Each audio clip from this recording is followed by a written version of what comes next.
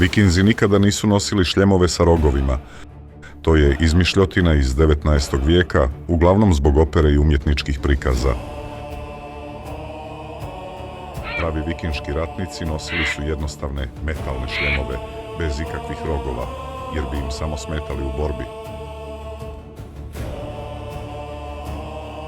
Njihovi brodovi, drakari, bili su toliko dobro građeni da su mogli ploviti i okeanom i plitkim rijekama.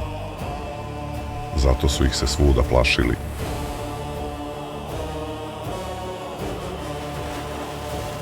Oni su prvi Evropljani koji su stigli do Amerike.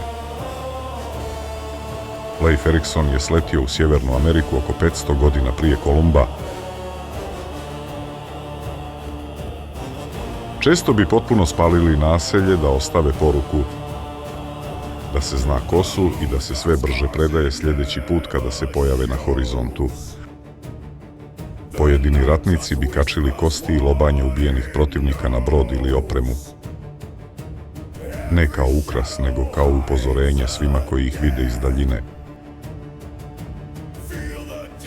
Vikinzi su mislili da je dan smrti svakome unaprijed određen, pa ih je to činilo hrabrima u borbi i životu.